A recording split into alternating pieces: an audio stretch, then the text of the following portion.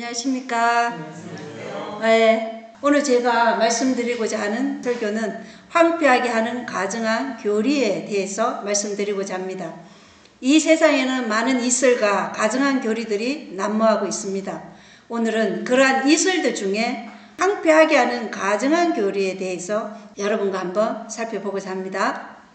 자, 황폐하게 하는 가증한 것이라고 지금 마태복음 24장 15절에 보면 그런즉 대언자 다니엘을 통해 말씀하신 바 황폐하게 하는 가증한 것이 거룩한 곳에 선 것은 너희가 보거든 누구든지 읽는 자는 깨달을지어다 이렇게 말씀하시면서 다니엘을 통해 말씀하신 바 황폐하게 하는 가증한 것이 거룩한 곳에 선 것을 보거든 누구든지 다니엘서를 읽는 자는 깨닫는다 이렇게 말씀하고 있죠.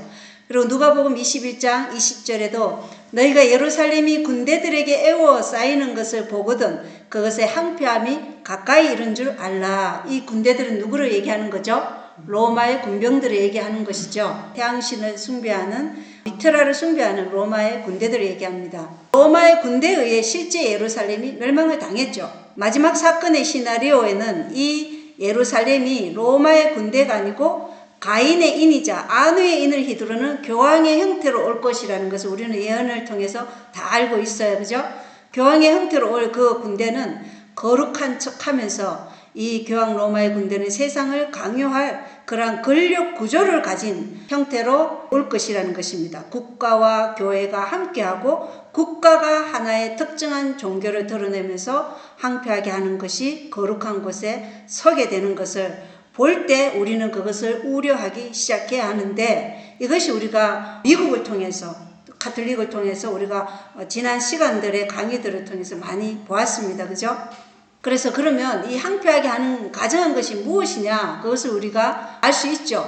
예, 짐승의 표를 가르치는 거예요. 왜냐? 짐승의 표 다음에 뭐가 와요? 멸망이 오기 때문에 그렇습니다. 그래서 이거 외에는 있을 수 없는 것이죠.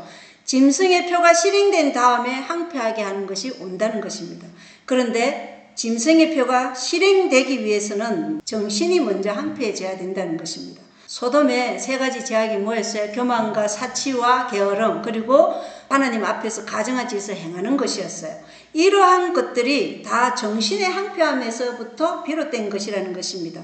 하나님으로부터 돌아서는 일이 먼저 일어나는 것이죠. 그것이 교리적이든 사회적이든 도덕적이든 그런 일이 먼저 일어난다는 것입니다. 그래서 마가복음 13장 14절에는 그러나 대언자 다니엘을 통해 말씀하신 바 황폐하게 하는 가증한 것이 서지 못할 곳에 선 것을 너희가 보거든 읽는 자는 깨달을지어다. 그때 유대에 있는 자들은 산들로 도망할지어다 이렇게 말씀하신 것이죠. 첫 번째 포위가 예루살렘이 멸망하게 된 AD 70년보다 몇 년 전에 있었어요. 첫 번째 포위가 AD 66년에 있었죠. 3년 반 전에 있었어요. 그리고 그 다음에 70년이 두 번째 포위가 있었던 것이죠. 그래서 예수님을 말씀을 듣고 다니엘서 예언을 연구한 사람들은 1차 포위 이후에 무엇이 올 것을 알고 있었어요? 모르고 있었어요? 알고 있었죠.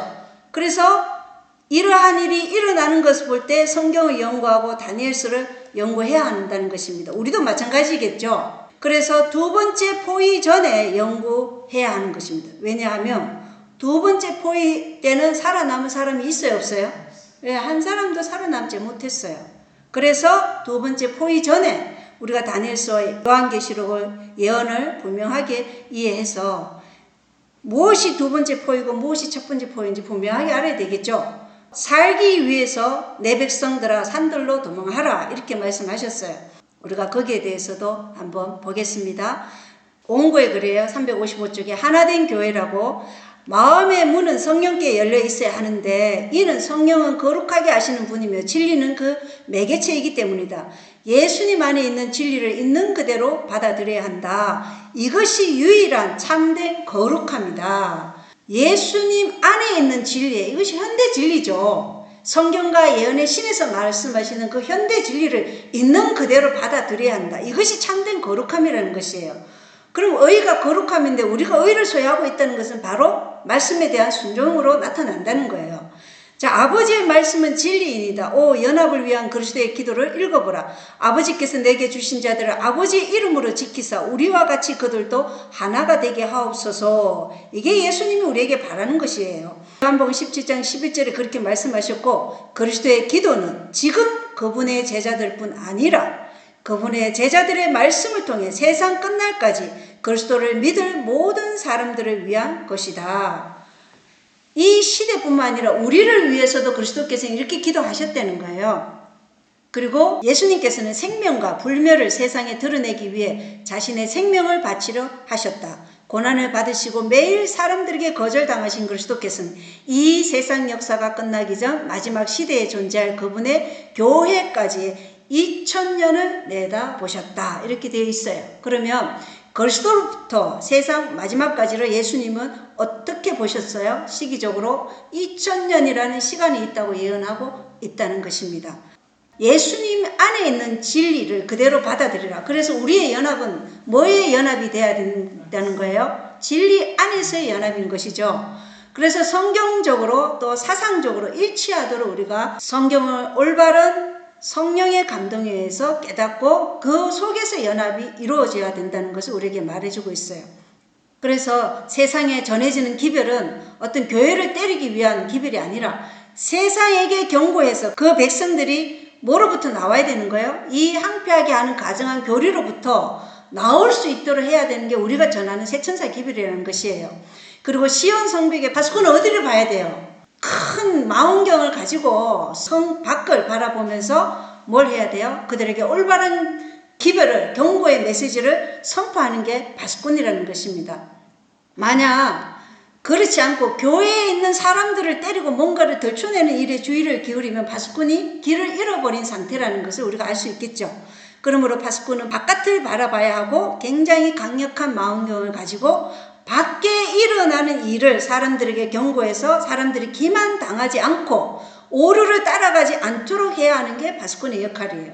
이것이 하나님께서 우리가 경고해야 할 새천사의 기별이라는 것입니다. 이것이 우리에게 주어진 의무라는 것이에요. 자, 여기 각실이 된 26절을 읽어보겠어요. 예수님께서는 당신의 말씀을 듣고 있는 제자들에게 배역한 이스라엘에게 내릴 심판, 특히 메시아를 거절하고 십자가에 못 박은 일로 인하여 그들에게 내릴 보응의 징벌을 선포하셨다. 두려운 사건이 절정에 이르기 전에 먼저 분명한 징조가 있을 것이다. 그 무수하던 시간은 갑자기 또한 신속히 이를 것이다. 시대의 징조를 분별하지 못하는 사람에게는 이 무서운 사건이 신속히 이르는 것이고, 시대의 징조를 분별하는 자들은 준비하고 피할 수 있도록 해주시겠다는 거죠. 구주께서는 당신을 따르는 사람들에게 그러므로 너희가 선지자 다니엘의 말한 바 멸망에 가증한 것이 거룩한 곳에 선 것을 보거든 읽는 자는 깨달을진저 그때 유대에 있는 자들은 산으로 도망할지어다 라고 경고하셨다. 곧 우상 숭배하는 로마의 군기가 예루살렘 성벽 밖 수마일까지 미치는 거룩한 땅에 세워질 때 그리스도를 따르는 사람들은 도망하여 안전을 얻어야 할 것이었다. 경고하는 징조가 보일 때 도망하기를 원하는 사람들은 지체 없이 서둘러야 할 것이었다. 그래서 우리는 말씀을 딱 왔을 때 즉시 순종하고자 하는 마음을 가져야 된다는, 이게 즉시 순종이에요. 즉시 지체 없이 서둘러라. 예루살렘은 물론이요 온 유대 땅에서도 도망하라는 신호에 즉시 순종해야 할 것이었다. 그때 지붕 위에 있던 사람은 아무리 값진 보물이라 하더라도 그것을 건지기 위해 내려가서 집 안으로 들어가지 말 것이었다. 밭과 포도원에서 일하던 사람들은 더운 날에 일하기 위해 벗어둔 겉옷을 가지러 되돌아가므로 시간을 써서는 안 될 것이었다. 그들은 다른 사람들과 함께 멸망을 당하지 않기 위하여 한순간도 지체하지 말아야 할 것이었다. 살기 위해서는 어떻게 하라고요? 지체하지 말고 즉시 순종해서 산으로 도망가라, 이렇게 얘기하신 거예요. 이것이 소돔과 고모라 때도 그랬고 또 예루살렘 멸망 때도, 그리고 마지막 시대에도 마찬가지로 이 마태복음 24장은 이중의 성취를 얘기하죠. 예루살렘의 멸망과 마지막 시대에 예수님 재림 전에 세상의 멸망, 이것을 얘기하기 때문에 우리 시대에도 이것이 적용된다는 것입니다. 그래서 우리는 지금 두 개의 포위 사이에 살고 있다는 것을 알고 있어야 돼요. 이미 일월 법령이 언제 세우려는 시도가 있었죠? 1888년에. 그러면 다음에 세워질 일월 법령은 첫 번째, 두 번째예요? 두 번째라는 것입니다. 이미 세워지는 시도가 있었기 때문에 그럼 우리는 지금 서둘러서 도망하라는 이 말씀에 즉시 순종해야 할 백성이라는 것이에요. 그래서 두 번째 포위만 우리에게 남아있어요. 또한 우리는 2020년부터 시작된 팬데믹을 통해서 양심의 강요가 어떻게 일어나는지 맛보았죠. 양심의 강요, 사회적 거리두기. 그래서 지금은 잠시 우리에게 주신 은혜의 시간이에요. 그러므로 로마의 군대의 행보를 지켜보면서 사람들에게 이 세상의 조류를 따라가지 말라고 경고를 해야 한다는 것입니다. 경고하는 징조가 보일 때 지체 없이 서둘러라. 한순간도 지체하지 말고 즉시 순종하여 산으로 도망가 안전을 얻으라고 지금 말하고 있어요. 귀 있는 자는 성령께서 말씀하시는 것을 들을 것이다. 이게 계시록에 나오는 것이죠. 7 교회들. 그래서 지금 돈을 위해 시간을 허비할 때가 아니라는 것입니다. 세상에 대한 미련 때문에, 자녀 교육 때문에, 또 직장 때문에 머뭇거리면 두 번째 포위인 1월 법령이 내릴 때는 도망가지 못할 것이라는 것입니다. 그래서 지금 지체 없이 서둘러 즉시 순종해야 한다. 두 번째 포위 때는 도망가지 못할 것이다 라는 것을 지금 우리에게 경고하고 있어요.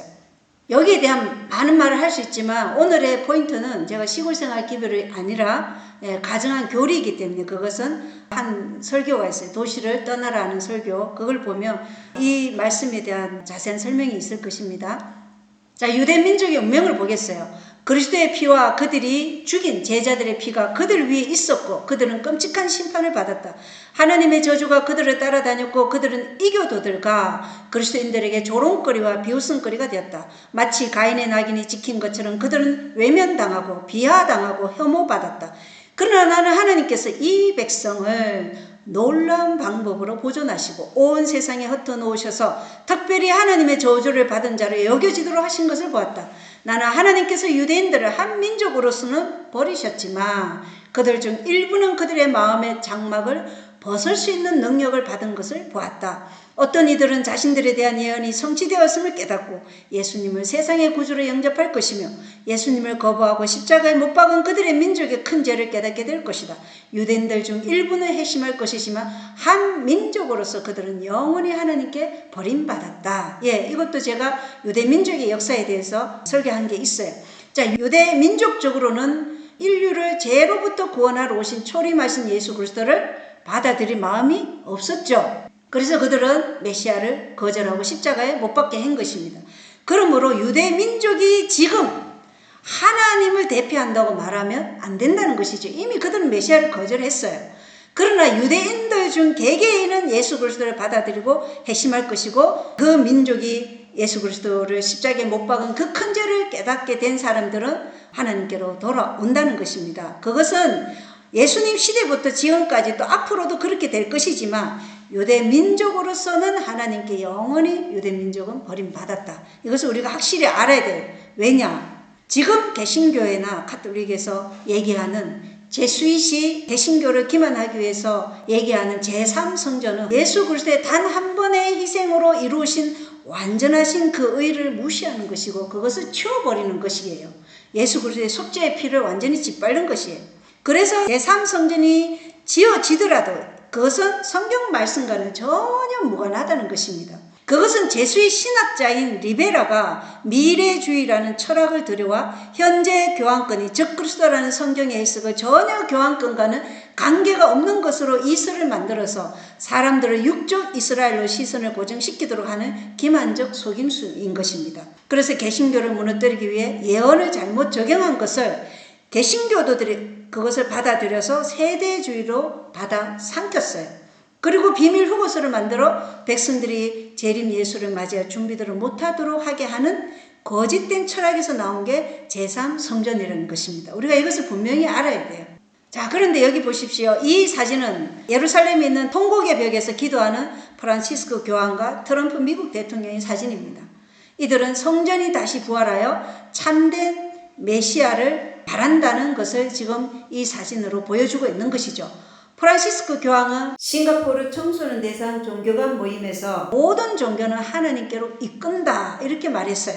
그러나 성경은 뭐예요? 하나님 아버지께 나아가는 길은 오직 아들 예수 그리스도를 통해서만 나아갈 수 있다고 말하고 있죠. 그러므로 그들이 기다리는 메시아는 예수 그리스도가 아니라는 것입니다. 가톨릭과 기독교를 대표하는 교황과 미국의 대통령이 같은 행동을 취하고 있어요. 아모스 3장 3절에 두 사람이 합의하지 아니하고서 함께 걸을 수 있겠느냐 이렇게 말씀하고 있죠. 동의하지 않으면 연합은 불가능하다는 것입니다.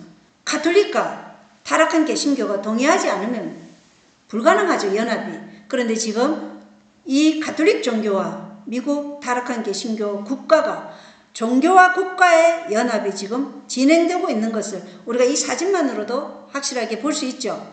가톨릭은 자칭 기독교죠. 태양신을 숭배하는 이교 종교가 겉으로만 자칭 기독교의 무늬를 지금 쓰고 있는 것이죠. 타락한 개신교와 어미인 가톨릭이 지으려고 하는 제3성교는 예수님의 대속의 죽음을 쓸모없고 가치 없게 만들려는 신성모독이고 예수님을 무시하는 것입니다. 그래서 사도 바울은 고린도후서 6장 16절에 너희 가고 교회 가고 살아계신 하나님의 성전이다 이렇게 기록한 것이죠. 로마 가톨릭은 에큐메니카 운동으로 화합을 외치면서 개신교를 가톨릭화하려고 지금 하고 있어요. 가톨릭의 교리는 그들이 말하는 대로 무오하다고 얘기하잖아요. 가톨릭은 그들의 교리는 무오하기 때문에 절대로 바꾸지 않으면서 지금 개신교를 끌어들이고 있어요. 기만을 통해서. 그러나 기독교의 구속의 계획을 거부하는 조직과의 연합은 참된 기독교인이라면 불가능한 것이죠. 마지막 날들의 핵심 이슈가 바로 예수님께서 말씀하신 마태복음 24장에 아무도 너희를 속이지 못하도록 조심하라. 기만이 마지막 세대의 핵심 이슈가 될 것이라는 것입니다. 그래서 미혹하지 못하도록 조심하라. 기만의 목적이 뭐예요? 진실이 아닌 것을 믿도록 하기 위함이 기만의 목적이에요. 기만을 사용하는 자들까지도 자신이 기만을 당한다고 생각지 못하고 기만을 당하는 희생양이라는 것을 알 수 있어요. 우리가 세계 비밀 조직들에 보면서 프리메이슨도 33도까지 가야지 진짜 그들이 루시퍼를 섬기는지 알고 그 밑에는 모른다 그랬잖아요. 그러니까 기만을 당하는 그들도 기만의 희생자라는 것입니다. 그들이 믿는 것이 진리라고 생각하고 있고 이 땅에 있는 제 사람이 지금 자신을 하나님이라고 하면서 그 자리에 앉으려고 할 것이라는 것을 데살로니가후서 2장 4절은 말하고 있는데 지금 그러한 자를 세우기 위해서 지금 종교와 국가가 연합하려고 한다는 것입니다. 자, 갈라디아서 6장 16절에 관한 마틴 루터의 견해를 보겠어요.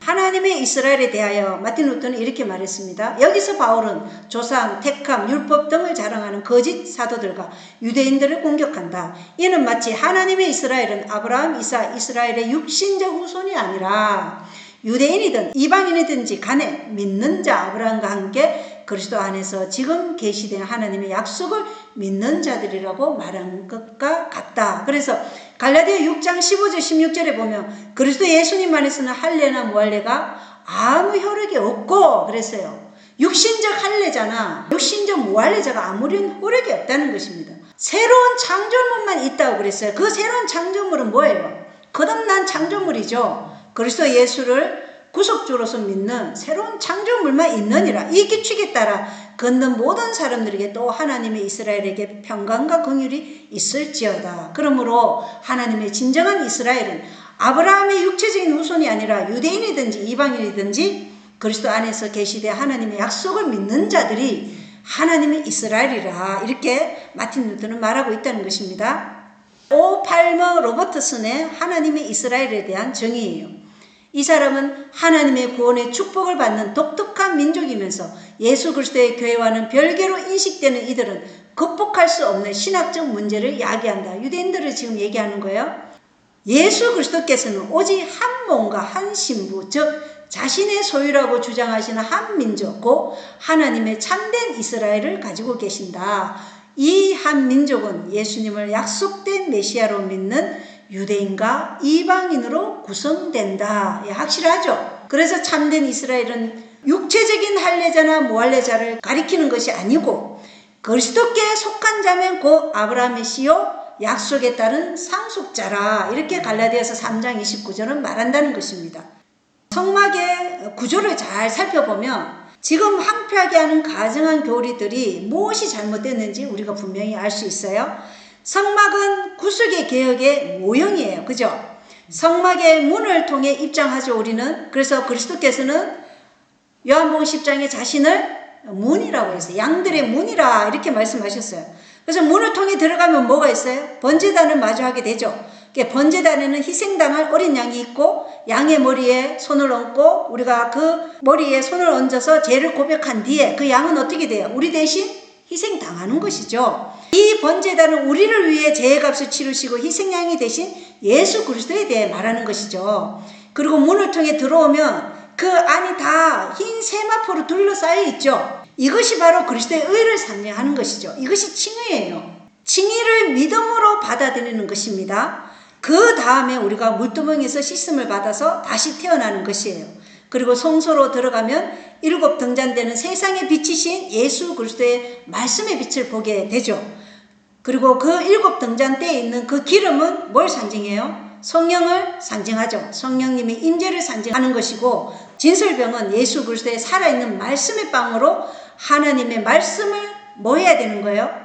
내면화시키는 것을 말하는 거예요. 그래서 우리는 말씀이 우리 안에서 역사하도록 우리의 자아를 굴복하는 것입니다. 그래서 하나님의 말씀의 빵으로 우리 자신을 내면화시키는 것이고, 거기에 또 분향단이 있죠. 분향단은 그리스도께서 나를 위해 중재하고 계시는 곳이고, 지성소에는 하나님의 율법, 십계명과 은혜의 보좌인 시언자가 있는 것입니다. 이것이 구속의 과학인 것이죠. 제가 짧게 설명하고 넘어갑니다. 그리스도의 의로 옷 입혀지고 희생양이 나를 위해 죽고, 그래서 나의 죄를 고백하면 예수님이 나를 대신해서 죄의 값을 치르시고 또 나를 씻겨주시고 나를 성화시켜 주시는 것입니다. 그죠? 무엇을 통해 그렇게 해주시는 것이죠?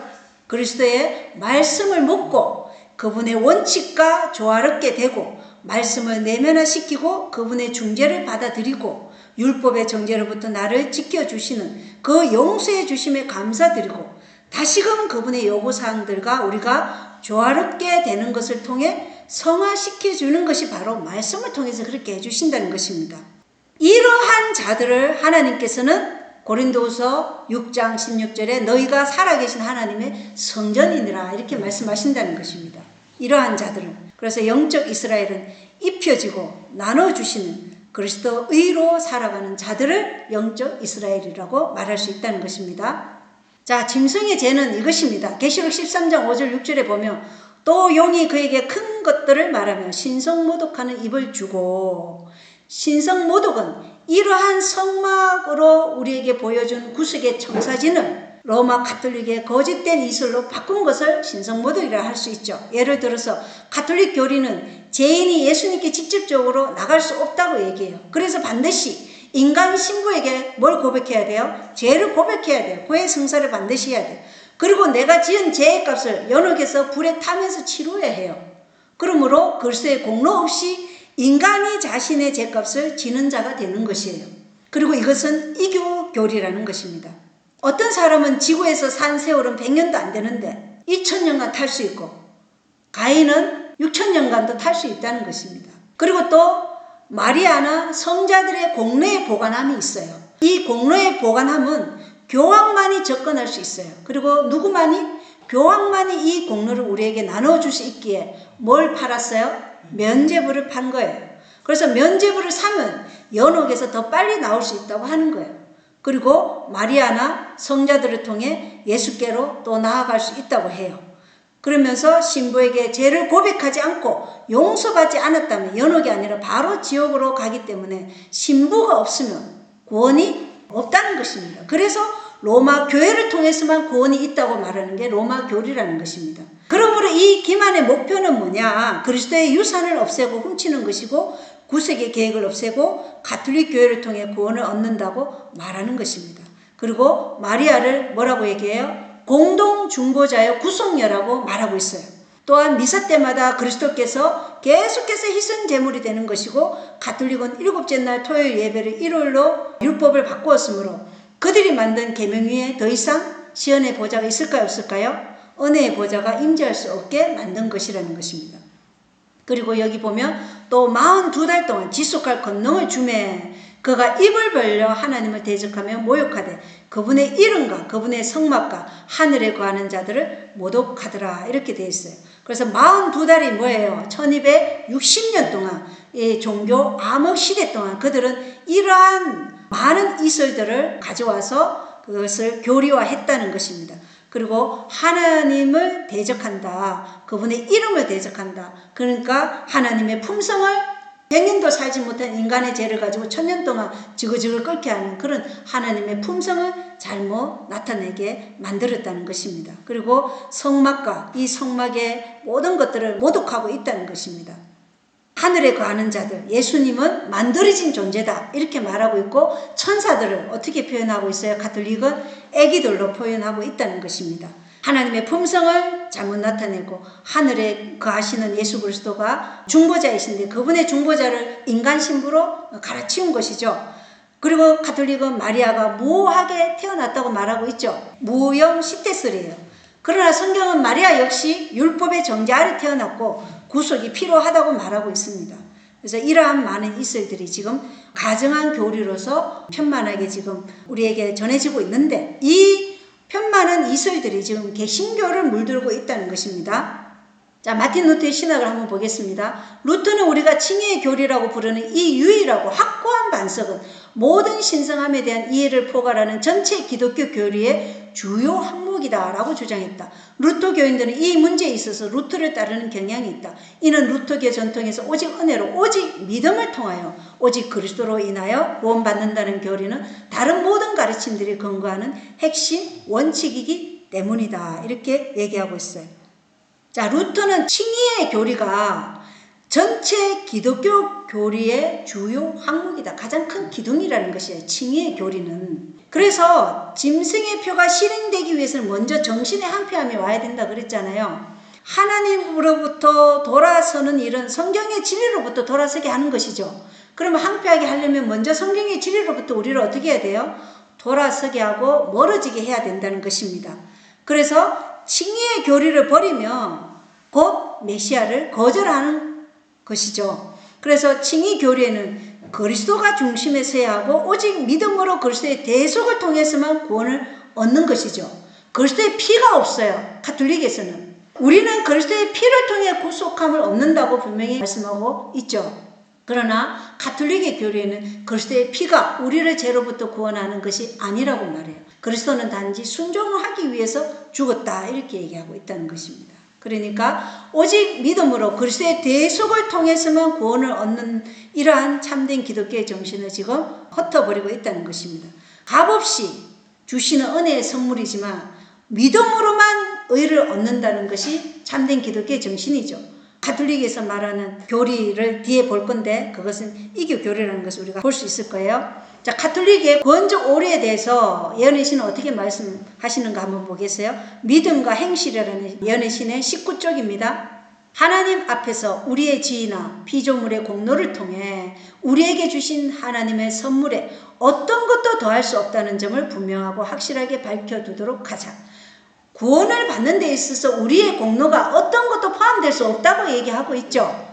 믿음과 행위로 구원이라는 선물을 누구든지 살 수 있다면 창조주는 피조물에 대한 의무를 지게 된다. 여기에 거짓이 진리로 받아들여질 기회가 있다. 만약 누구든지 자신이 행하는 어떤 행위로, 우리가 행하는 어떤 행위로 구원을 얻을 수 있다면 그는 가톨릭 신자와 마찬가지로 자신의 죄를 속죄할 위치에 있다. 인간 스스로가 자신의 구원자가 되는 것입니다. 자기가 자기 자신을 구원하게 되는 거예요. 자신의 죄를 자기가 직접 연옥에서 치러서 자기가 자신의 죄를 속죄할 위치에 있다는 것이에요. 뭐가요? 우리의 어떤 행위로 구원을 얻을 수 있다고 말한다면, 그러므로 구원은 부분적으로 노동을 통해 얻을 수 있는 빚이다 이렇게 되어 있어요. 그러니까 믿음과 행실이라는 이 예언의 시대는 구원을 받기 위해 내가 할 수 있는 것이 아무것도 없다는 것을 말하는 것이에요. 오직 믿음을 통해 대속하시는 그 보혈의 피를 믿는 믿음을 통해 우리가 의를 얻는다 이렇게 말하고 있는 것이죠. 누군가가 자신이 하는 일로 인해서 구원의 공로에 기여를 할 수 있다고 친다면 가톨릭과 똑같은 입장에 있는 것이라는 것이에요. 내가 교회 후원을 많이 했고 교회를 많이 지었고 내가 성경 지식도 많고 뭐도 했고 이거를 내가 구원의 공로에 기여를 한다면 내가 가톨릭과 같은 입장에 있다는 것입니다. 그러면 구원은 이를 통해 갚아야 하는 빚이 되는 것이다 이렇게 얘기하는 거예요. 이것을 성경은 뭐라고 얘기해요? 로마서 4장 4절 5절에 보면 아브라함에 대해서 얘기하면서 이제 일하는 자는 품삯을 은혜로 여기지 아니하고 빚으로 여기나니. 그러니까 이렇게 가톨릭처럼 이렇게 생각하는 구원론에는 뭐예요? 품삯을 은혜로 여기지 아니하고 빚으로 여긴다는 거예요. 일을 하지 아니할지라도 경건치 아니한 자를 의롭다 하시는 일을 믿는 자에게는 그의 믿음을 의로 여기시느니라. 우리의 아무런 공로가 여기에 섞일 수 없다는 것입니다. 왜요? 우리가 아무리 간절한 마음으로 기도하고 아무리 선한 일을 해도 그 선함과 우리 입술을 통해서 나오는 기도도 다 뭐예요? 예수 그리스도의 공로가 없으면 그것과 섞이지 않으면 더러운 것이다, 이렇게 말씀하고 있기 때문에 우리는 믿음으로 의를 얻는다는 것입니다. 대속의 피를 통한 믿음을 통해서만 의를 얻을 수 있다. 그래서 칭의에 대한 로마 가톨릭 교회의 이해를 한번 보겠어요. 칭의란 죄인이 불의에서 거룩함으로 하나님의 아들로 변화되는 것. 성경적 용어로 죄인이 불의의 상태에서 거룩함으로 그리고 하나님의 아들로 변화되는 것을 의미한다. 이게 가톨릭 웹사이트에서 가져온 것이에요. 칭의는 변화되는 것이 아니죠.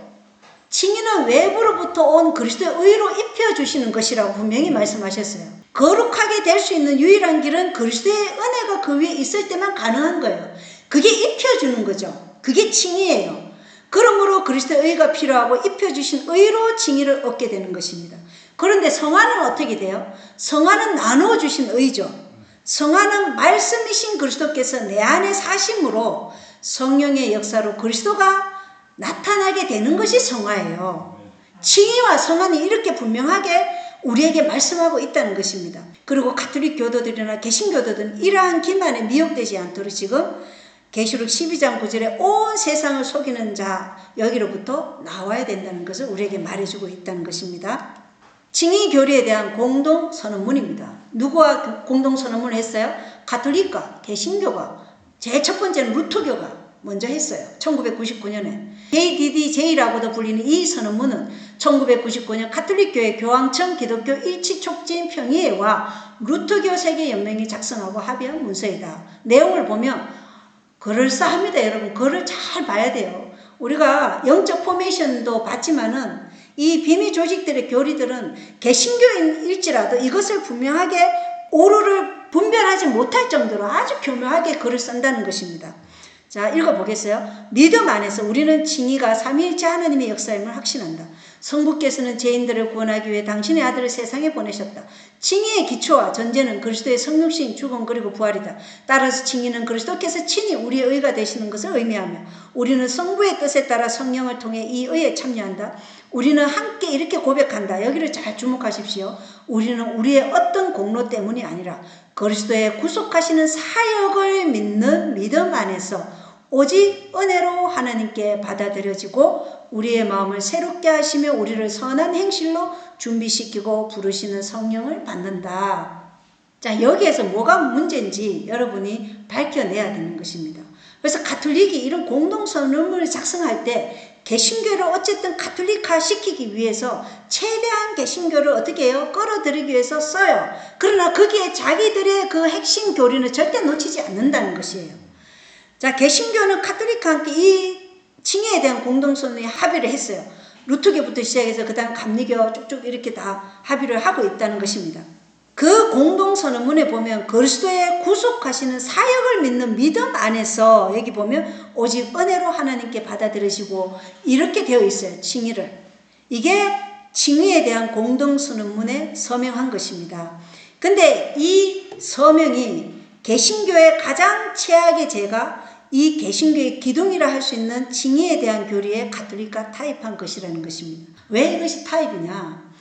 가톨릭은 그리스도의 피를 통한 속죄가 아닌 그리스도의 행위로 칭의를 얻는다고 지금 말하고 있는 것이에요.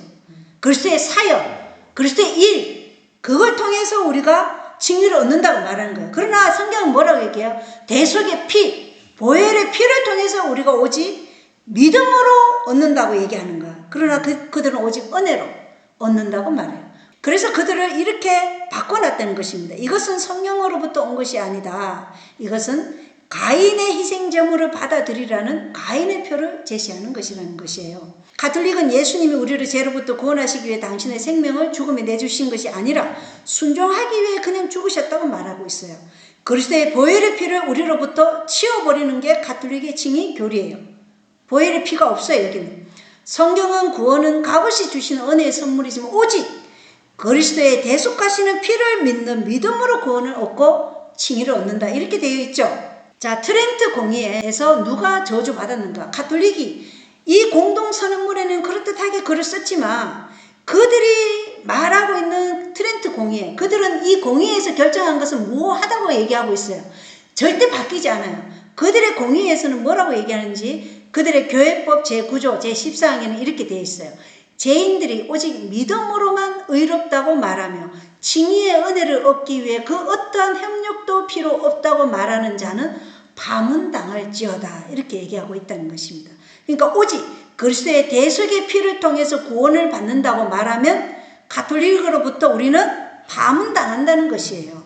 여기 읽어보면 트렌트 공의회 제6자 회의에서 발췌한 교회법 제10조 제11항을 보면 죄인들이 성령께서 그들의 마음에 부어주시는 사랑 없이 그리스도의 의에 정가나 제사함만으로 의롭다고 말하는 사람은 파문당할지어다, 이렇게 얘기하고 있어요. 그러니까 이 말은 그리스도의 의가 우리에게 정가됨으로 칭의를 얻는다, 우리는 그렇게 얘기하죠. 예부로부터는 그 의로 인해서 우리가 입혀주신 의로 우리가 의롭다고 여김을 받는 것이다, 이렇게 얘기하면 파문당한다는 것이에요. 그리고 지금 그리스도의 죄 용서함으로, 그러니까 그들의 연옥설이나 면죄부를 믿지 않고 오직 그리스도의 신실하신 그리스도에게 우리의 죄를 고백하고 그분이 용서함으로 우리가 의롭게 된다고 믿으면 가톨릭으로부터 우리가 파문당한다, 이렇게 얘기하고 있다는 것입니다. 이걸 가톨릭이 주장하고 있어요. 그들은 이걸 절대로 버리지 않는다는 것입니다. 그럼 우리가 공동선언문이 무엇을 얘기하는지 분명히 알 수 있죠. 가톨릭은 가인의 방식대로 자신의 행위를 의롭게 되는 공로에 첨가시키고 있는 것이에요. 행위의 첨가입니다. 성경과 모순되고 개신교에 정반대되는 그러한 교리라는 것입니다. 자, 로마 가톨릭이 말하는 중심이 무엇인지 제2차 바티칸 공의회 문서 제64호를 보겠습니다. 바티칸의 공식적인 근본의 출발점은 인간 그 자체다. 로마는 다음과 같이 말한다. 구원받아야 할 것은 바로 인간 자신이며 새롭게 되어야 할 것은 바로 인류이다. 따라서 이 논의의 핵심은 바로 인간, 즉 몸과 영혼, 마음과 양심, 정신과 의지를 모두 갖춘 온전하고 완전한 인간이다. 바로 이러한 이유로 이 거룩한 공의회는 인간의 고귀한 운명을 선포하고 인간 안에 있는 신성의 요소를 긍정하며, 인간 안에 뭐가 있다는 거예요? 신성의 요소가 있다고 얘기하는 거예요. 이게 뭐예요? 제수이스의 철학이에요. 이 교회의 철학이죠. 인간 안에 신성의 요소를 긍정하며 인류의 이러한 운명에 부응하는 형제를 함양하는데 인류와 전적으로 협력할 것을 제안한다. 이들의 중심에 누가 없어요? 예수 그리스도가 없어요. 인간과 인간이 형제를 함양하는데 인류와 전적으로 협력할 것이다. 가톨릭의 교리나 이런 것을 보면 전부 다 인간을 위한 헌신을 얘기해요. 그들은 이 땅에서 천연왕국을 누리기 위해서 이 천연왕국도 이 땅에서 이루어진다 하기 때문에 계속해서 그들은 사람들을 하늘에 갈 수 있는 그 준비를 하지 못하도록 계속 이 땅을 자꾸 바라보게 한다는 것입니다. 그래서 이것은 칭의의 복음을 완전히 무시하는 것이라는 거예요. 구원이 인간에게 달려있는 것이고 인간이 구원에 있어서 핵심적인 주제인 것이에요. 이것은 가인의 신앙이므로 그리스도를 완전히 없애버리는 것입니다. 로마 체계 자체에서 그들의 집은 항폐하게 이미 되었어요. 그리고 로마 가톨릭은 창녀들의 의미로서 바벨론이라고 그들의 이마에 적혀있다고 계시록 17장에는 말하고 있죠. 그래서 이미 바벨론은 무너진 것이에요. 자, 로마서 3장은 이 말씀들에 대해서 어떻게 정의하고 있는지 한번 보겠습니다. 3장 28절에 그러므로 우리가 결론은 내리노니 사람은 율법의 행위와 상관없이 믿음으로 의롭게 되느니라. 확실하죠? 사도 바울의 이 말은 가톨릭적 사상으로 본다면 파문당해야 할 인물이 사도 바울이라는 것입니다. 자, 로마서 5장 1절도 그러므로 우리가 믿음으로 의롭게 되어 우리 주 예수 그리스도를 통해 하나님과의 합평을 누리는도다. 믿음으로 의롭게 된다. 갈라디아 2장 16절에도 보면 사람이 율법의 행위로 의롭게 되지 아니하고 오직 예수 그리스도의 믿음으로 되는 줄 알므로 우리도 예수 그리스도를 믿었나니 이것은 우리가 율법의 행위가 아니라 그리스도의 믿음으로 의롭게 되고자 함이라. 율법의 행위로는 어떤 육체도 의롭게 될 수 없느니라. 예. 그리고 로마서 4장 11절, 22절, 25절 보겠어요. 그가 할례의 표적고 아직 할례 받지 않은 때 그가 소유한 믿음의 의를 봉인한 표적을 받았으니 이것은 그가 할례를 받지는 아니하였으나 믿는 모든 자들의 조상이 되어 의가 그들에게도 인정되게 하려 함이요. 아브라함이 할례를 받기 전에 이미 믿음으로 의롭게 되었어요. 그죠? 그러므로 그분께서 그것을 그에게 의로 인정하셨느니라. 그분께서는 우리의 범죄를 인하여 넘겨지셨으며 우리의 칭의를 위하여 다시 일으켜지셨느니라. 오직 그분의 우리를 위해서 넘겨지시고 그분이 우리를 위해서 부활하신 그 의로 인해서 우리가 의롭게 되는 것이지 우리의 행위가 거기에 아무것도 첨가할 수 없다는 것을 우리에게 분명히 가르치고 있다는 것입니다. 자, 역사의 흐름 가운데서 리벤 헤로드 한번 보겠어요. 개신교가 그들의 태도로 로마 교황권에 양보하는 동안 우리는 상황을 이해하고 우리 앞에 놓인 싸움의 진정한 방향을 직시하기 위해 깨어나야 한다. 지금 개신교가 깨어나야 한다는 것입니다. 파수꾼들이 나팔처럼 그들의 목소리를 높여 이 시대를 위한 현대 진리의 메시지를 전해야 한다.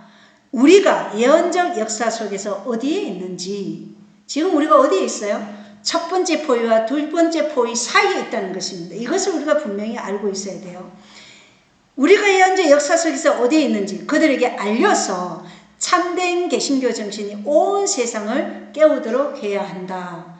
교황 로마가 우리를 포위하기 전에 먼저 정신의 항표함이 이러한 거짓된 이슬로서 우리를 가톨릭화하려고 지금 진행되고 있는 것입니다. 이 시대를 위한 현대 진리를 전해야 하는데 참된 개신교 정신이 무엇이에요? 첫 번째는 성경 말씀대로 우리가 전해야 하는 것이죠. 두 번째는 거짓된 로마 교리에 항의하는 것이 참된 개신교 정신이에요. 이 두 가지 정신이 없으면 우리는 개신교가 더 이상 아니라는 것이에요. 개신교가 왜 개신교예요? 가톨릭이 정하기 위한 것이 개신교잖아요. 그래서 종교개혁이 일어난 것인데 지금 이러한 정신을 일깨우지 못하면 우리도 죽은 상태라는 것이에요. 그래서 우리는 이 시대의 징조를 올바로 깨닫고 있어야 된다는 것입니다.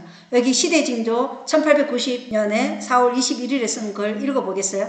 그리스도께서는 시대를 내다보셨다. 그분은 진정한 기독교가 거의 멸종될 것을 보셨고 그분께서 재림하실 때 홍수전과 비슷한 사회 상태를 보게 되실 것을 아셨다. 우리가 교과 시간에 봤잖아요. 노아의 때나 소돔과 고모라 때나 마지막 때나 예루살렘 멸망 때나 동일한 역사의 선상에서 하나님께서는 우리에게 보여주신다는 것입니다. 왜냐?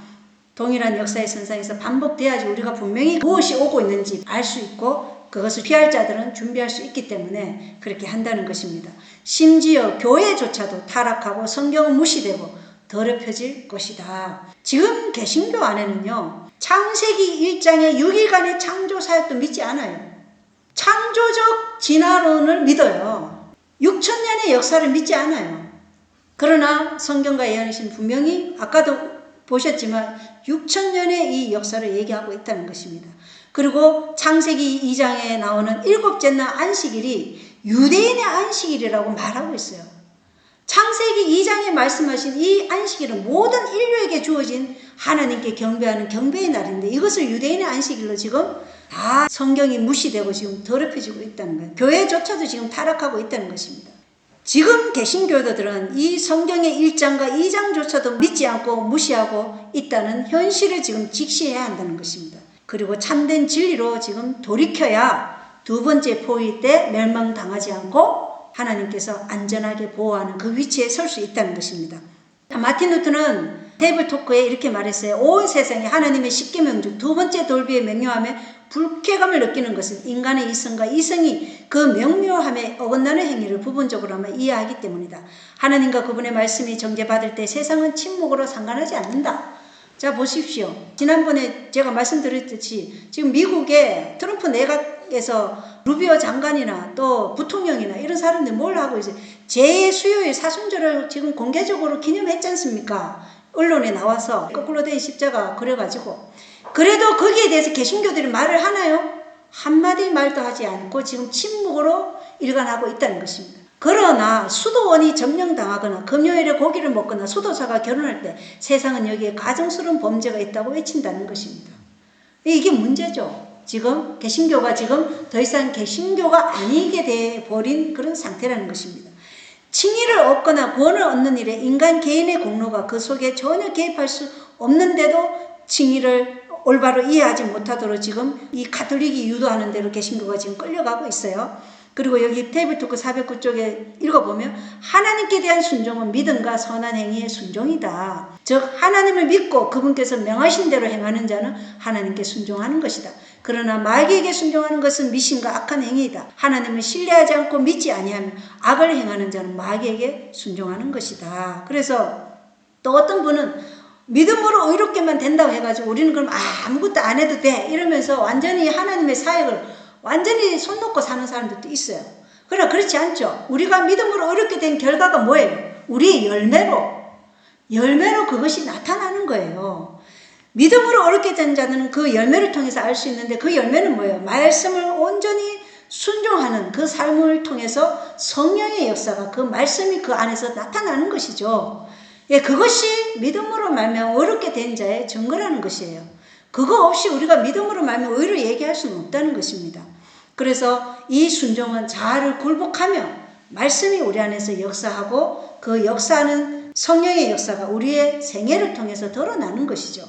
자, 다니엘 9장 17절에 보면 오 우리 하나님이여 그러한즉 이제 주의 종의 기도와 그의 간구를 들으시고 주를 위해 주의 얼굴이 항폐한 주의 성소의 빛을 비추게 하옵소서. 다니엘 시대에 이스라엘의 배도로 인해 성전이 바벨론에 의해서 항폐하게 되었죠. 느부갓네살에 의해서.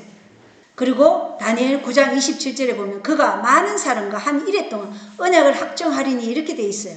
자, 여기 항폐라는 것을 얘기하면서 마태복음 24장 15절에 항폐를 얘기하면서 예수님이 다니엘서를 연구하라 이랬어요. 근데 다니엘서를 보니까 항폐 이런 말이 계속 나오고 있어요. 이 항폐는 뭘 나타내는 성소와 관련이 있다는 것이에요. 성막에서 보여주는 구속의 청사진과 관련이 있는 게 항폐함이라는 거예요. 이 구속의 청사진에 누가 없으면 예수님이 없으면 항폐하다는 것이에요. 그래서 다니엘서 9장 27절에 보면 그가 많은 사람과 한 일해 동안 언약을 확정하리니 이렇게 되어 있어요. 자, 이 언약을 확정하는 사람이 누구예요? 메시아이신 예수 그리스도예요. 한 일해 동안 언약을 확정하리니 이랬어요. 한 일에는 얼마를 얘기해요? 7년을 얘기하죠. 7년. 한 일에는 일주일이잖아요. 7년을 얘기해요. 그 7년 안에 그가 그 일의 한중간에 희생물과 봉헌물을 그치게 하면 이게 뭘 나타내는 거예요? 십자가 희생을 나타내는 거예요. 작정된 그것이 그 항폐한 곳에 쏟아지리라 이렇게 얘기했어요. 그런데 미래주의나 세대주의자들은 지금 미래주의는 누가 가져온 거예요? 리베라가 제수이스의 신학자예요. 리베라가 이 미래주의를 가져와 가지고 이 다니엘서 9장 27절을 예수님이 아니라 미래에 나타난 적그리스도다 이렇게 연관시켜 버린 거예요. 하지만 이것은 예수 그리스도를 나타내는 것이고 메시아가 그분의 죽음을 통해 희생 제도를 끝내실 것을 말하고 있죠. 그 다음에 로마 군대가 와서 성전을 파괴시키는 것이 이 다니엘서 9장 27절이 말하는 것이에요. 그리고 여기 보면 또 가증한 것들로 뒤덮기 위해 심지어 완전히 끝날 때까지 그것을 항폐하게 할 것을 얘기하고 있어요. 자, 다니엘서 11장 31절도 군사들은 그의 편에 서서 경관 성소를 더럽히며 날마다 드리는 희생물을 제거하고 항폐하게 하는 가증한 것을 두리라 이렇게 얘기했어요. 그래서 날마다 드리는 희생물을 제거한다는 것은 가톨릭 체계가 그리스도의 대속이 중심이 되는 구속의 경륜을 다른 것으로 대체시키고 항폐하게 만든다는 것입니다. 그래서 항상 우리의 완전함은 그리스도께 있는 것이고 그리스도가 중심이 되어야 된다는 것을 우리가 알 수 있죠. 다니엘서 12장 11절에는 1290일을 얘기해요. 날마다 드리는 희생물을 제거하며 항폐하게 하는 가증한 것을 세우는 때로부터 1290일. 1290일은 2300조의 안에 있는 것이죠. 그것은 다 교환권의 부상과 관련되어 있는 것이고 이 교환권의 부상은 곧 성전이 항폐하게 된 로마 교환권의 거짓되고 또 가증한 교리를 가져온 그런 역사와 연결되어 있다는 것입니다. 그래서 예레미야 12장 10절에 많은 목양자들이 내 포도원을 부수고 내 몫을 발밑에서 짓밟으며 내가 기뻐하는 못을 항폐한 곳으로 만들었도다. 누가요? 많은 목양자들이 그렇게 했다는 것입니다. 오늘날도 마찬가지죠. 그래서 예레미야는 슬픔의 선지자로서 그들이 그것을 항폐하게 만들었으므로 그것이 항폐하게 되어 나를 향해 슬퍼한도다.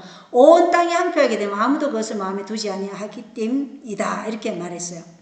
그래서 성전이 항폐하게 된다는 것은 바로 거짓된 교리들을 가져와서 인간의 정신들을 항폐하게 한다는 것입니다. 개신교도들이 이 가톨릭 체계의 교리와 일치되기 위해서 지금 에큐메니컬 운동에 참여하고 이렇게 있으면 항폐하게 된다는 것입니다. 우리도 진리의 교회에 있다고 하지만 우리도 이 바벨론 사상을 가지고 있으면 우리도 어떻게 될까요? 항폐하게 되는 거예요. 그럼 멸망이죠. 그들은 교리를 바꾸어서 자꾸만 개신교도들이 예수님의 재림을 준비하지 못하고 구속의 청사진을 올바른 길로 가지 못하도록 지금 우리를 막아서고 있다는 것입니다. 누가복음 13장 35절에 보라 너희 집이 버림받아 너희에게 항폐하게 되었느니라. 진실로 내가 너희에게 이르노니 너희가 말하기를 찬송하리로다. 주의 이름으로 오시는 이여 할 때까지 너희가 나를 보지 못하리라. 그러니까 이건 뭐예요? 주의 이름으로 오시는 이는 뭐예요? 제 이름을 나타내죠. 이 항폐함이 언제까지 간다는 거예요? 재림 때까지 갈 것이라는 것입니다. 그러므로 우리는 깨어서 어떻게 해야 돼요? 성경을 연구해야 된다는 것입니다. 여기 시대 징조에는 유대인들의 죄는 매우 컸다. 그러나 오늘날 이 땅에 오신 그리스도와 유대인들이 그분을 배척한 역사를 앞에 둔 자들은 훨씬 더 큰 죄를 짓고 있다. 그들은 거의 2000년 동안 예수님을 따르는 자들의 감정을 가지고 있다. 유대인들이 가졌던 것보다 훨씬 더 큰 빛을 가지고 있다. 다른 모든 오류는 그리스도를 배척한 죄에 비하면 너무나 심각하다. 그분에게서 돌아서는 것은 무한한 지혜와 사랑과 의를 거부하는 것이며 모든 하늘의 빛에 대한 마음의 문을 닫고 어둠과 절망을 받아들이는 것이다. 그분을 받아들이는 것은 빛과 평화와 기쁨이다. 그래서 그리스도의 방식대로 하지 않으면 나에게는 항폐함만이 있는데 여기 보면 유대인들보다 오늘날 우리의 죄가 더 크다. 그러나 재림교인의 죄는 더 크다. 왜요? 우리는 마지막 선지자를 가지고 있는 교회예요. 선지자가 없으면 영적 어둠이 오는데 우리는 영적으로 발굴하고 선지자까지 주셨어요. 그런데도 우리는 이 말씀대로 살아가지 않으면 우리는 우리의 죄가 더 심각하다는 것을 깨달아야 되겠죠. 그래서 계시록 3장 18절에 내가 내게 권하노니 너는 내게서 불로 정제한 금을 사서 부유한 자가 되고 또 흰옷을 사서 입어 내 벌거벗은 수치를 드러내지 말며 또 내 눈에 안약을 발라 볼지니라. 이렇게 얘기했어요. 불로 정제한 금을 사서 부유한 자가 되고는 시련의 불로 단련되어 그리스도와 같은 품성을 소유하라는 것이에요. 우리의 삶에 항상 시련이 있어요. 왜 하나님이 시련을 허락하신다고요? 우리의 품성을 단련해서 정금같이 되게 하기 위해서 시련을 허락하시는 거예요. 그래서 우리는 그 시련이 올 때 하나님께서 주신 선물이라 생각하고 그리스도와 같은 이 시련을 통과할 수 있는 품성을 소유해야 한다는 것입니다. 그리고 흰옷은 그리스도의 의를 소유하라는 것이고 벌거벗은 수치를 드러내지 말라는 것은 나의 잿된 성품이 드러나지 않도록 하라는 것입니다. 그리고 안약은 뭐예요? 영적 분별력이죠. 선택받은 자라도 기만당할 수 있다는 것입니다. 재림교인이라고 기만당하지 않을까요? 네, 그렇지 않다는 거예요. 우리가 진리에 확고하게 서지 않으면 우리도 마찬가지라는 것입니다. 그래서 안약은 선택받은 자라도 기만당할 수 있기 때문에 예수님의 이름을 입에 올리면서 예수님을 저주하고 예수님께 속한 것을 다른 것으로 우리가 배치하는 그런 오류를 범할 수도 있다는 것이에요. 그래서 우리는 항상 마음의 문을 성령께 항상 열어두고 눈이 멀어서 보지 못하는 일이 없도록 해야 된다는 것입니다. 그래서 귀와 눈이 성령의 인도에 따라 열려 있어야 된다는 것을 우리에게 가르쳐주고 있다는 것이죠. 자, 진리의 오류를 한번 보겠습니다. 예언의 신입니다. 진리와 오류에 갈리는 길. 사탄의 천사들은 악을 행하는 데 있어 지혜로우며 어떤 이들은 진보된 빛이라고 주장하는 것을 창조하여 새롭고 놀라운 것으로 선포할 것이다. 그러나 어떤 면에서는 진리일지라도 인간의 허구와 뒤섞여 인간의 계명을 교리로 가르치기도 한다. 우리가 진정으로 깨어 기도해야 할 때가 있다면 바로 지금이다. 겉보기에 좋아 보이는 것들도 많은 기도와 함께 신중하게 고려해야 할 것이다. 이는 그들이 진리의 길과 너무 가까이 있어 진리와 거의 구별되지 않는 길로 영혼을 인도하는 원수의 허울 좋은 계략이기 때문이다. 그러나 믿음의 눈은 거의 눈에 띄지 않더라도 그것이 올바른 길에서 벗어나고 있음을 분별할 수 있다. 무엇으로만요? 믿음의 눈으로만 올바른 길을 분별할 수 있다는 것입니다. 성경 말씀에 전통을 섞고 인간의 생각을 섞으면 결국은 인간의 계명을 교리로 가르치는 것이래요. 그렇기 때문에 인간의 계명에도 어느 정도 빛이 있고 하지만 어느 정도의 뭐가 있어요? 독이 있다. 똑같이 독이 있다는 것입니다. 진리의 길과 이것이 너무나 가깝기 때문에 구별하기가 쉽지 않아요. 그러므로 우리의 발걸음 하나하나를 뗄 때마다 우리는 성경과 예언의 신을 통해 말씀하시는 하나님의 세미한 음성에 따라 발걸음을 옮겨야 한다는 것입니다. 하나님의 음성을 뭘로 들어요? 우리는 하나님의 말씀으로 듣죠. 성경과 예언의 신으로. 그래서 대수롭지 않게 여긴 그 한 발자국이 우리를 영원한 구렁텅이 속으로, 멸망의 속으로 우리를 인도할 수 있다는 것입니다. 그래서 한 발자국 한 발자국 움직일 때마다 이것이 하나님의 말씀으로 나를 인도하는 것인지 우리가 신중하게 주의를 기울이면서 나아가야 된다는 것입니다. 자, 여기 보겠어요? 처음에는 분명히 옳다고 생각될지 모르지만 얼마 후에는 거룩함과 천국으로 가는 길에서 크게 벗어났음을 깨닫게 될 것이다. 나의 형제들이여 경고하노니 그대들의 발이 가는 길을 곧게 하라. 그렇지 않으면 절림발이가 되어 길에서 쫓겨날 것이다. 참으로 우리에게 정말 호소하고 있는 글입니다. 자, 성경적 교리에 스며든 이단을 한번 보겠어요. 리벤 헤럴드입니다. 이제 이단이 성경 교리로서 제시되고 있다. 우리에게 들려오는 교리가 하나님의 말씀과 조화를 이루지 않는 한 그 교리에 의지할 수 없는 시대가 왔다. 위험한 이슬이 성경 교리로서 제시될 것이다. 우리는 그것들에 맞서는 방법을 알기 위해 성경을 가까이 해야 한다. 모든 사람의 믿음은 시험을 받을 것이며 모든 사람은 철저한 비판의 시련을 겪게 될 것이다. 구원의 길로부터 벗어나게 하는 위험한 이슬에 맞서는 방법을 알기 위해 지금 우리는 뭘 연구해야 돼요? 성경을 가까이 해야 한다고 말하고 있어요. 우리의 지금 시간을 세상의 어떤 재물이나 돈에 아니면은 우리가 즐기는 쾌락, 사치 이런 것들이 지금 몰두할 때가 아니라는 것이에요. 왜냐? 우리는 지금 어느 시대에 살고 있다고요? 포위 시대. 첫 번째 포위와 두 번째 포위 사이에 잠시의 유예 시간에 살고 있기 때문에 그렇습니다. 자, 그래서 저희 교회가 지금 6월 넷째 주에 재림 신자들이 꼭 알아야 할 현대 진리를 선지자 학교를 통해서 배우고자 계획하고 있어요. 관심 있으신 분들은 선지자 학교에 참여하시기 바랍니다. 베드로전서 5장 8절에는 정신을 차리라 깨어있으라 너희 대적 마귀가 울부짖는 사자같이 두루다니며 삼킬 자를 찾나니. 그래서 우리가 재림 성도들이 요거는 괜찮지 않을까? 우리가 지금 칭의에 대한 이 거짓된 이슬을 봤잖아요. 처음에 이렇게 읽어보면 뭐가 오류인지 잘 구분이 되던가요? 굉장히 헷갈려요. 그런데 거기에 가톨릭 교리를 살펴보면서 보면은 그것이 무엇을 말하는지 알 수 있다는 것입니다. 하나님께서 우리에게 주신 생명의 방침이 다음 구절에 드러납니다. 여기 읽어보겠어요. 그러므로 형제들아 더욱 열심히 내 너희를 부르신 것과 선택하신 것을 확고히 하라. 우리를 왜 부르셨어요? 우리를 하나님의 품성을 담기 위해서, 그리고 우리를 하나님의 사역에 동참하기 위해서 부르셨어요. 그리고 우리를 선택하신 것은 그것을 선포하라고 선택하셨다는 것입니다. 너희가 이것들을 행하면 결코 넘어지지 아니하리니. 우리가 그리스도의 일을 하지 않으면 우리는 넘어진다는 것입니다.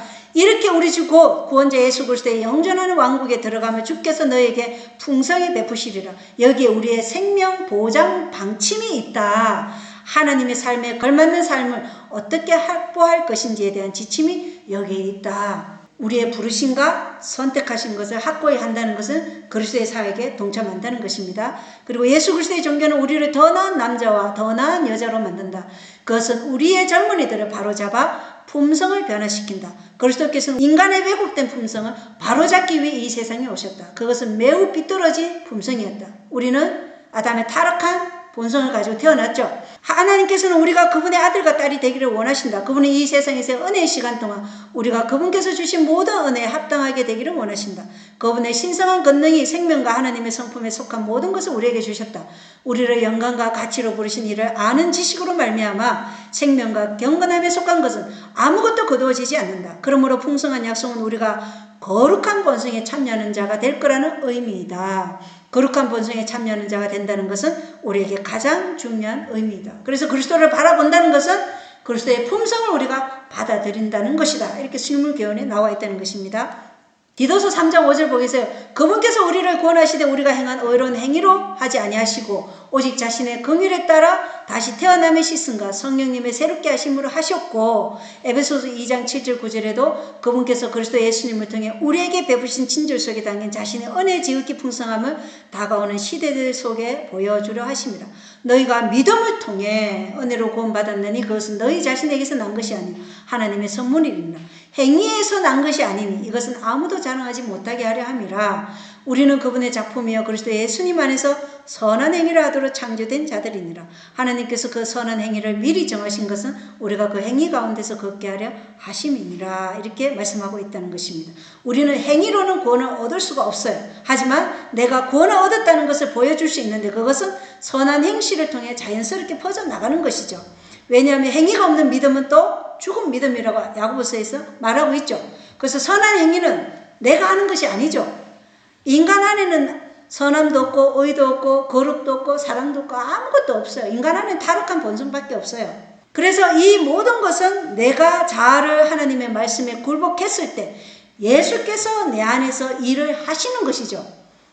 이것이 나누어 주시는 의고 이것이 성화예요. 그래서 여기 신명기한 360쪽에는 참된 성화가 무엇인지 분명하게 나와 있어요.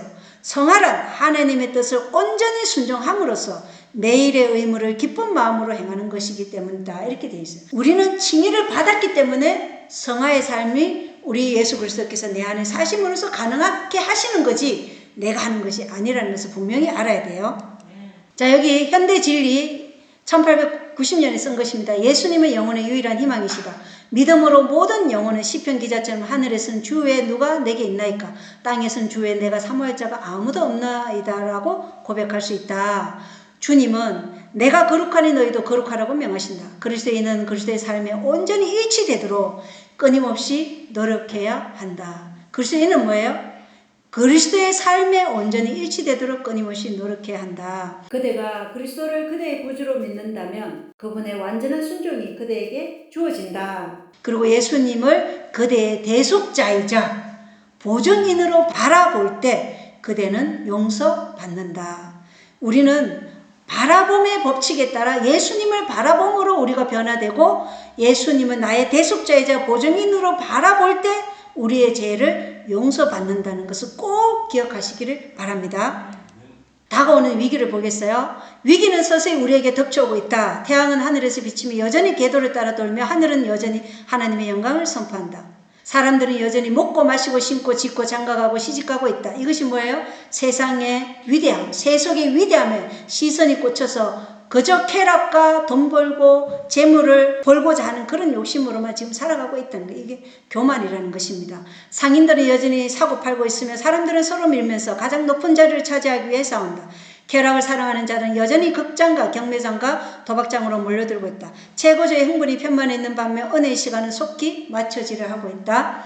모든 사람의 운명이 영원히 결정대로 간다. 사단은 자기의 때가 얼마 남지 않음을 안다. 사단은 은혜의 때가 끝날 때까지 사람들을 속이고 현혹시키고 마음을 사로잡아 도취시키려고 그의 온 힘을 기울여 일하고 있다. 그래서 지금 우리는 더러운 죄와 이기심으로부터 자신을 분리해야 할 때라는 것입니다. 그러므로 이기는 자로서 주와 동행하면서 주의 사역에 동참하는 자가 되어야 한다는 것입니다. 지금은 돈을 사랑하는 일만 악을 버려야 할 때라는 것입니다.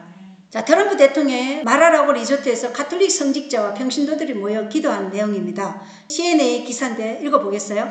거의 100명의 가톨릭 성직자가 수요일 저녁 플로리다주 판비치에 있는 대통령의 마라라고 별장에서 열리는 가톨릭을 위한 가톨릭 행사에서 도널드 트럼프 대통령과 국가를 위해 기도할 것으로 예상된다. 이 행사의 목적은 기도하는 것입니다. 그 목적이 뭐라고요? 특히 가톨릭적인 방식으로 기도하는 것입니다. 예, 이미 지금 종교와 국가가 연합하고 있는 것을 우리가 볼 수 있어요. 가톨릭을 위한 가톨릭 대표 존 예비 마라라고 해서 열리는 두 번째 연례 모임에 앞서 CNN에 이렇게 말했다. 2022년에 설립된 가톨릭에 위한 가톨릭은 신앙과 정치의 교차점에 있는 조직으로 자신들을 설명하고 예수 그리스도와 그의 교회에 대한 사람들의 마음과 생각을 바꾸는 것을 목표로 한다. 뭐예요? 예수 그리스도와 그의 교회에 대한 사람들의 마음과 생각을 바꾸는 것을 목표로 해서 뭘 하는 거예요? 가톨릭적인 방식으로 기도하는 그 모임을 지금 한다는 것입니다.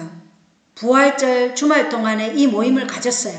미국의 트럼프 내각의 가톨릭적 보수주의자들이 제수요일을 공개적으로 기념했다는 것을 제가 2번이나 말씀드렸어요. 그러나 개신교도들은 여기에 대해서 한마디도 저항조차 하지 않아요. 오히려 개신교가 그것을 바라고 오히려 좋아한다는 것입니다.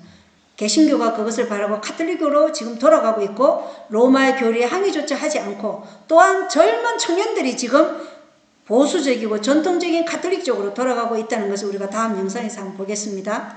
So where do you think things sit right now? I mean, you see two camps kind of emerging. I think I maybe explained both sides of this. Social media saying, wow, the woke pope has died. What will the church look like going forward? Will we have a return to traditional Catholic values? Or are we moving in a totally new direction? Where do you see things going for the Catholic Church worldwide? If we look at the younger generation, over this last couple of months, we've had lots of data come out from different organizations that shows that younger people are seeking tradition. They are finding the Catholic faith, and this is across the West, particularly in America and in my home country, Great Britain, where we have the Church of England, which has been the predominant Christian denomination for the last 500 years. And for the first time ever, it looks like Catholics are taking over. So we're seeing this across the board, this finding of traditional worship and traditional Christian values. So I'm hoping that the next pontiff happens to be a conservative, traditional, properly sound Catholic, because that will be it's just the perfect timing as the next generation are looking for tradition and sound doctrine.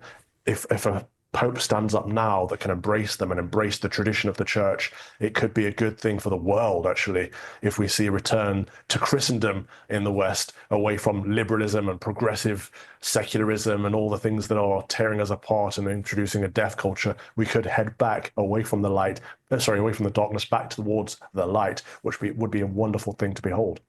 워크 교황이 죽었다. 이건 누굴 얘기하는 거예요? 프란시스코 교황이 죽었다는 거예요. 그는 워크주의자다. 이 워크라는 건 진보주의적인 교황이라는 거예요. 워크는 정치적 올바름을 추구하고 인종, 성, 정체성, LGBTQ 이 다양성을 받아들인다는 게 워크주의거든요. 그러니까 프란시스코 교황은 이러한 진보적인 성향의 교황이었어요. 진보주의의 하이라이트라고 할 수 있는 게 바로 이 워크주의 사상이라는 것입니다. 프란시스코 교황이 죽으면서 유서를 남겼는데 첫 번째가 간단한 장례식을 원한다. 두 번째가 마리아에게 자기 영혼을 바친다 이거였어요. 바오로 2세도 마리아에게 자신을 바쳤다고 얘기했거든요. 이것이 적그리스도적 체계라는 것입니다. 마리아가 구원자가 되는 것이죠. 로마 카톨릭은 전통이 무엇이 진리인지를 구별하는 틀이라고 말하고 있어요. 전통이 무엇이 진리인지 구별하는 것이지 성경에 기초되어 있지 않다는 것을 말하고 있어요. 그래서 그들이 말하는 전통은 공의회에서 결정한 것으로 결코 바뀔 수 없는 교리들을 말하고 있어요. 프란시스코 교황 앞에 베네딕토 교황은 전통주의자였고 보수주의자였어요. 전통은 성경적 전통을 아니라는 걸 알 수 있겠죠. 그들의 공의에서 정한 그 전통을 얘기하는 교리적 전통을 얘기하는 거예요. 켈빈 로빈슨 신부가 뭐라고 얘기해요? 지금 우리는 어둠으로부터 돌아서서 빛을 향해 갈 수 있으면 이렇게 돼 있죠. 어둠으로부터 빛을 향해 갈 수 있다. 이 말은 바로 그들이 1260년에 가톨릭이 다스렸던 그 중세 암흑기를 이 신부는 뭐라고 보는 거예요? 빛이라고 말하는 것이에요. 성경은 이것을 뭐라고 얘기해요? 암흑시대라고 얘기하고 있죠. 역사도 중세 암흑시대라고 얘기하는데 이 신부는 그 1260년을 빛이라고 얘기하고 그것은 참으로 아름다운 광경이 될 것이다. 이렇게 지금 얘기한다는 것이에요. 그래서 이것이 로마 카톨릭 교황이 인류의 도덕적 지도자라는 위치를 되찾으려면 중세 시대의 권력을 다시 찾아와야 돼요. 이것이 상처가 완전히 치유되는 것이에요. 로마 카톨릭의 교리를 국가가 지지하도록만 만들 수 있다면 끝이 올 것이라는 것입니다. 그래서 지금 미국에는 종교 신앙사무소가 설치되어 있고 종교위원회도 설치되어 있다는 것입니다. 문제는 개신교가 이러한 움직임에 대해 굉장히 좋아하고 있다는 것이고 하나님께서는 우리 모두에게 가톨릭이 어떠한 교리를 가르치고 있는지 가톨릭이 어떠한 조직인지를 볼 수 있도록 다 기회를 주셨어요. 가톨릭은 적그리스도적 체계이고 예수 그리스도의 이름을 그분을 무시하기 위해서 사용하지 그분을 중보자로서도 살아계신 하나님으로도 보지 않는다는 것입니다. 제수잇의 반종교개혁에서 이 종교개혁이 지금 묻히고 있는 중이라는 것입니다.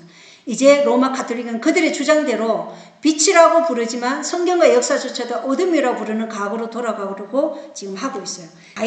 자신의 행위를 높이는 신앙을 세상이 지금 집어삼키고 있는데 젊은이들이 지금 이 전통주의와 보수주의를 고집하면서 지금 가톨릭으로 들어가고 있다는 것입니다. 전 세계적으로 지금 가톨릭에 들어가는 사람들이 굉장히 많아졌다는 것을 우리가 알 수 있어요. 그래서 인류는 다시금 이 가톨릭적 이교 체계를 없애고 예수 그리스도의 진정한 복음의 구속을 받아들일 수 있는 기회가 주어지고 있는데, 지난 시대 유대 민족처럼 다시금 거절하면 로마의 군대에 포위될 것이라는 것을 우리가 알 수 있어요.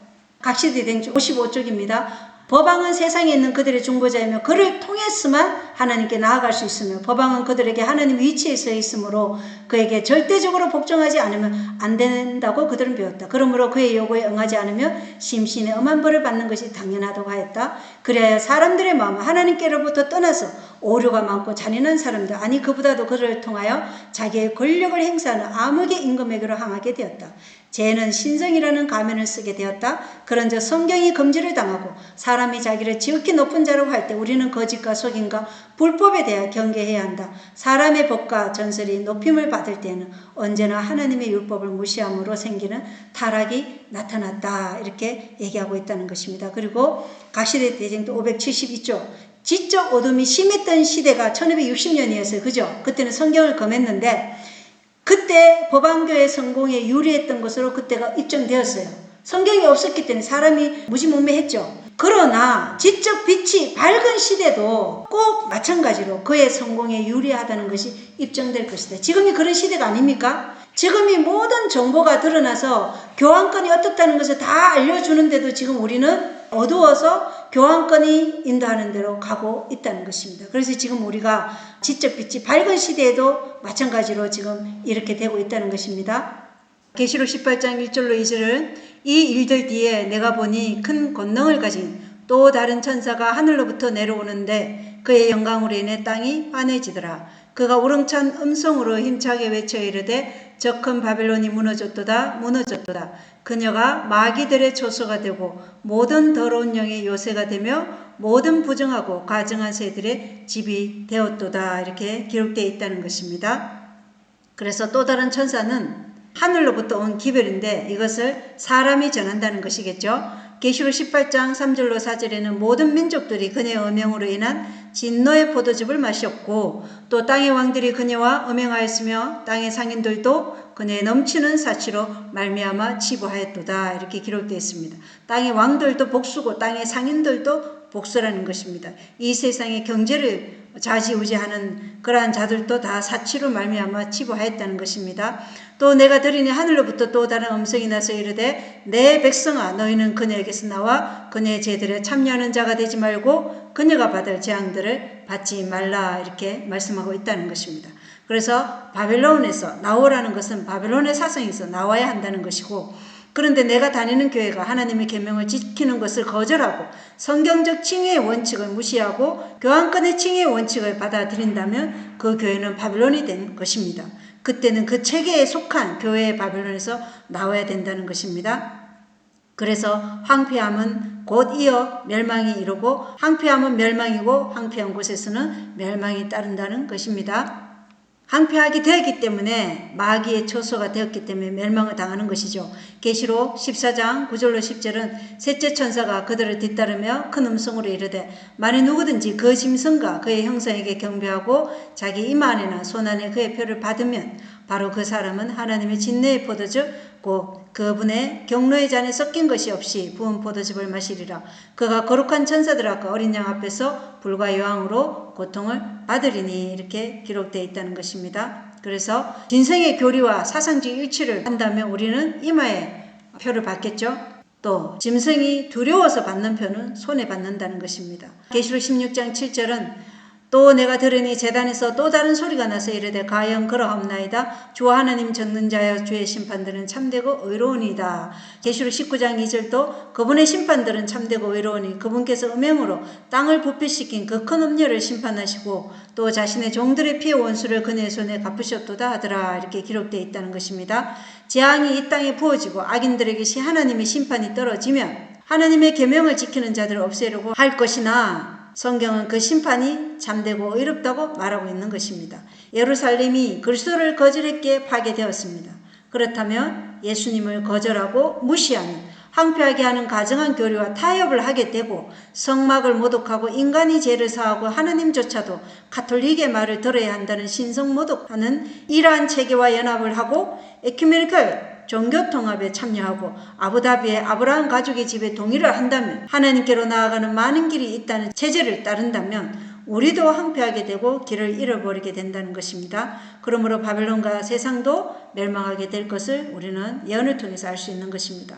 참된 기독교는 예수 그리스도를 하나님께 나아가는 유일한 분이시고 그리스도가 유일한 중보자시고 그리스도만이 대속자여 보증인으로서 그리스도의 피를 통해 오직 믿음으로 의를 얻고 예수 그리스도만이 우리의 중심에 사시는 나눠주는 의가 되시는 구세주임을 지적으로 경험적으로 아는 것이라는 것입니다. 그리스도는 우리의 창조주시고 우리를 율법의 형벌에서 구원하시고 죄된 본성으로부터 구원하시고 죄를 도말하시는 구세주로서 당신의 품성을 닮은 우리를 하늘 도성으로 데려가실 왕 중에 왕이신 것입니다. 이것이 참된 기독교의 정신이라는 것이죠. 진리를 가지고 있는 교회에 앉아 있더라도 칭의의 원칙에서 벗어나며 길을 잃어버리게 될 것이라는 것입니다. 성경에서 말씀하시는 말씀의 빛을 꼭 붙잡고 굳게 이 반석 위에 확고하게 서게 되시기를 바랍니다. 대쟁투 428쪽에는 마지막 때 조사 심판의 사업이 마치고 각 시대에 그리스도를 따르는 자라고 공언하는 자들의 판결이 결정되면 바로 그때 은혜 시기가 끝나고 자비의 문은 닫혀질 것이다. 예비하였던 자들은 함께 혼인잔치에 들어가고 문은 닫힌지라고 한 간단한 구절에는 구주의 마지막 봉사에서 인류를 위한 구원의 큰 사업이 완성되기까지의 모든 사실이 다 포함되어 있다는 것을 우리에게 말하고 있다는 것입니다. 우리에게 지금이 은혜의 시기고 이제 이 은혜의 시기가 곧 끝내려 하고 있다는 것입니다. 두 번째 포위가 오면 그때는 도망갈 수 없습니다. 여러분께서 하나님의 말씀에 나타난 분명한 진리를 굳게 붙잡고 황폐하게 하는 가정한 교리가 어떻게 우리를 멸망으로 이끄는지 오늘 저와 여러분이 한번 배워봤습니다. 이 황폐하게 하는 가정한 교리에 대한 말씀은 월터 바이츠 박사님의 강의를 제가 요약해서 말씀드린 것입니다. 관련 링크를 참고하시면 더 많은 유익을 얻게 될 것입니다. 우리가 다음 주 6월 13일과 14일에 개최되는 제7차 신앙보험 집회에 황폐하게 하는 가정한 교리들을 통해서 우리를 완전히 가톨릭화하려는 이러한 교리들이 우리 개신교 안에서 계속적으로 일어나고 있는 이때에 이러한 신앙보험을 통해서 우리가 다시금 하나님의 역사를 굳게 붙잡고 하나님의 말씀으로 우리가 반석에 굳건히 설 수 있도록 많은 기도가 필요한 때이라는 거 우리가 지금 알 수 있죠. 그래서 많은 기도를 해주시면 감사하겠습니다. 그리고 황폐하게 하는 이 가정한 것들의 이 교리가 우리 안에서는 이러한 것들이 없는지, 우리가 지금 바벨론적 사상을 가지고 있지는 않은지, 이걸 우리가 지금은 살펴봐야 되겠죠. 다른 사람뿐만 아니라 우리 자신 안에 이러한 바벨론적 사상이 있는지 없는지, 내 자신의 의의를 높이고 내 자신을 영광을 취하고자 하는 이러한 것이 우리 안에는 없는지, 이걸 살펴보면서 우리가 온전히 그리스도의 영광을 위해서 또 그리스도를 높이는 그러한 자가 되도록 하였으면 감사하겠습니다. 오늘 말씀 마치겠습니다. 감사합니다.